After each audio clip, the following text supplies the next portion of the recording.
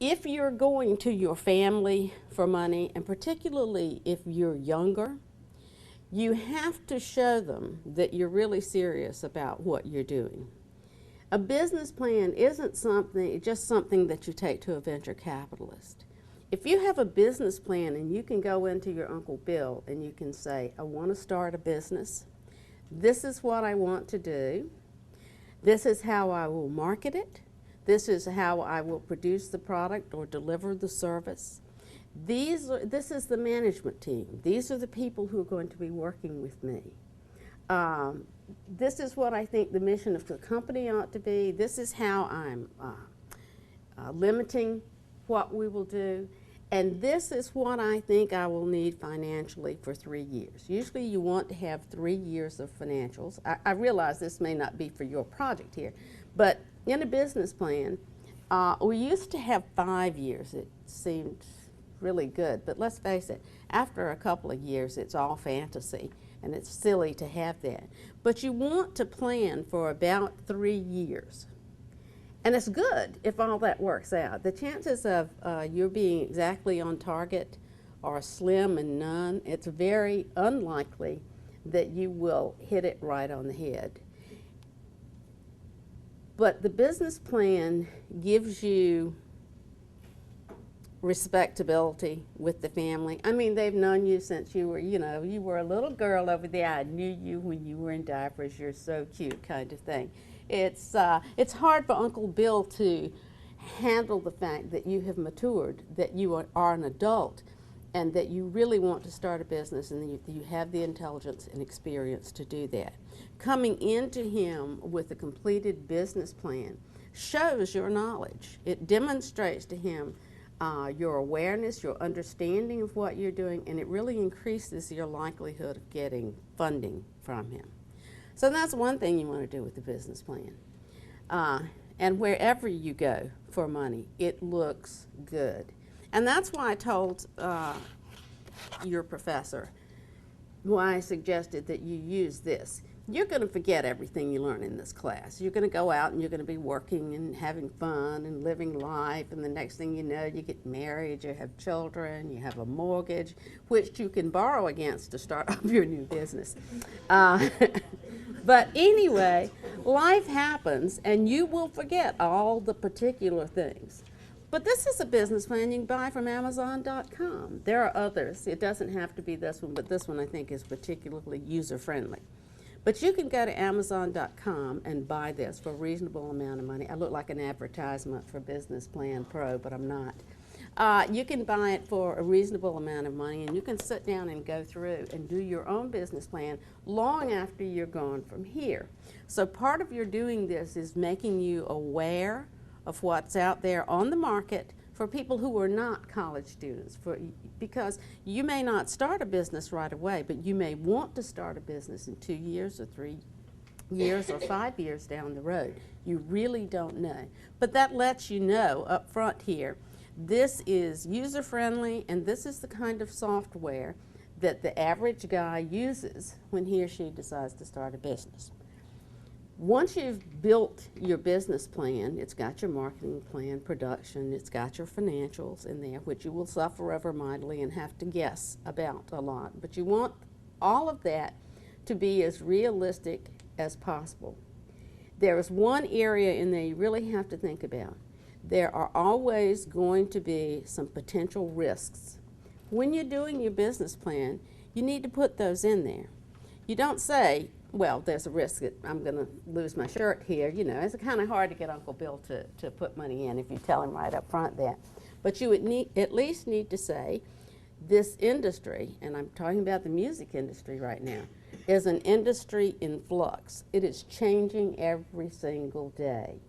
So while there are industries out there that seem to be fairly stable at the moment, and many industries go through this, they go through periods of stability and then have periods of great change.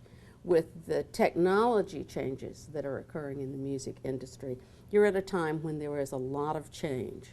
So you have to, if you're trying to get money, you have to admit and make sure that everybody understands that you're aware of that. It's not to make you look weak or to make your deal look like a bad one. You need for the individuals that you're going to know that you are aware of potential pitfalls in your plan. So, hey, you just come off looking smart when you acknowledge that there are difficulties or potential difficulties with what you do. So all of it isn't just blowing smoke and making Uncle Bill and Aunt Sally really happy because you got a pretty business plan that can't fail. Any of them can fail under the right circumstances.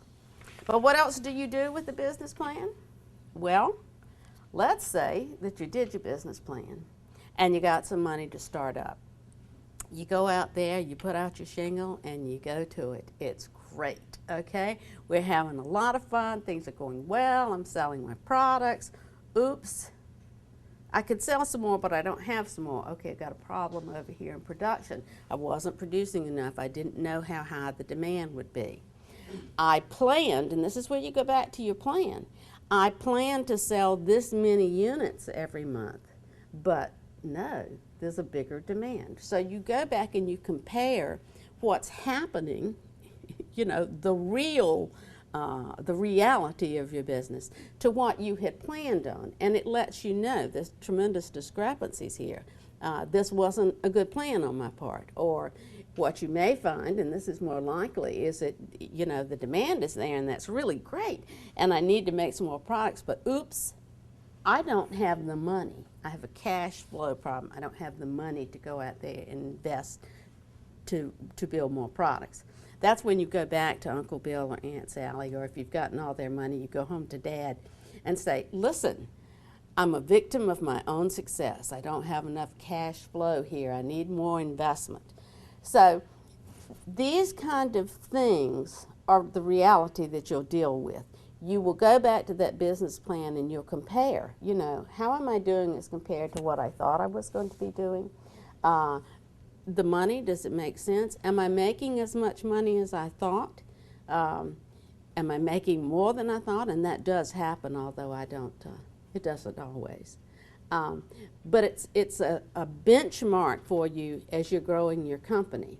It's also a basis for doing next year's planning. What I really teach, I teach strategy and I teach entrepreneurship, but what I really teach is planning. A plan is never perfect. It has to be flexible. I mean, we'll put down all the numbers and we'll put down what we're going to produce and how we're going to market and so forth.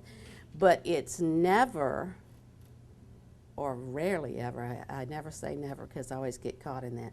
It is a very unusual thing for life to be exactly like the way that you planned it. I mean, we know that from our personal lives.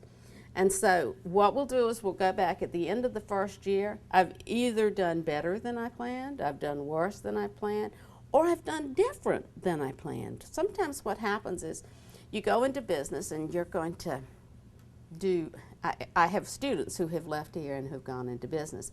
I had one student who was going into business. He was doing some work with flooring. He was putting in coating. This is a good area with all the restaurants and food service places that we have. Putting in coatings on commercial floors that were non-slip, that would keep restaurant personnel and people who are working in kitchens and places like that, keep from having accidents in there. Anyway, it was a good product, and he did pretty well with that. He's a born entrepreneur, though. He keeps his eyes open all the time. And so while he did that, he also got into doing some flooring, some laying tile, and he says, oh, you know, Dr. J, that's not too hard. Well, he also got married, and he had a baby, and then he had another baby, and somewhere along the line, Katrina happened, and his skills were in demand, and he found that just doing flooring wasn't enough, and pretty soon he was buying older houses that had been flooded and rehabbing them, and turns out he has a real talent for that. He has a real talent for organization. He doesn't do all of the work himself because it's very difficult to find somebody who can do the drywall and the flooring and the roofing and the plumbing and the wiring. So he subs out the different parts of it. But he's doing very well, and he continues to have more babies. I told him, I said, Ron, you know, at some point here, you're either going to have to keep growing this business a lot, or... But if you stop and look at it, his business plan was for doing that coating on floors. and he is in a totally different business now. He's rehabbing houses. A business plan allows you to look back and say, yes, this is what I wanted to do, and I'm really sorry that I have gone so far afield. Or, yes, this is what I thought I wanted to do, but life has happened to me, and I find that there are real opportunities, and so I'm going to stick to the rehab maybe for the next 10 years. It will be a long time before New Orleans is up to snuff again, shall we say. So the rehab opportunities are big. It wasn't what he started out to do. You're not going to do the things that you have a project here about. But what happens is, in working through and building business plans, you learn how it's done, you learn the different things that you have to look at. By having to have a production plan and a marketing plan and a finance plan, all the different things, and looking at your management team. By going through all that and learning how to do it, you can apply it later. You can apply it to the floor coatings business, or you can apply it to rehab construction. He learned to do that in my entrepreneurship class. And now he has a strong banking relationship. You know, he's been very successful. And so he has his business plan that he gives to the bank and that kind of thing. It's a skill that you carry with you. So even though it's aggravating sometimes, I strongly encourage you, because you never know when you'll really want to have your own business. Some of you are going to be independent contractors, I know, but you never know what the future holds for you, which is what happened to my student. Hurricane Katrina came to town, and life turned upside down for him and for many other people, and so he was able to seize that opportunity. He goes to the bank with his business plan. He uses it. He said, you know, Dr. J, I was really surprised. I really do what you said. I go back and I check it against what's really happening. I mean, the students are frequently confused, and they think that, oh, you know, I got to get this class checked off and I'll go on and do what I'm really going to do in the real world. And sure enough, they find that they have a good background for it, and that these things that they've been taught in classes actually work.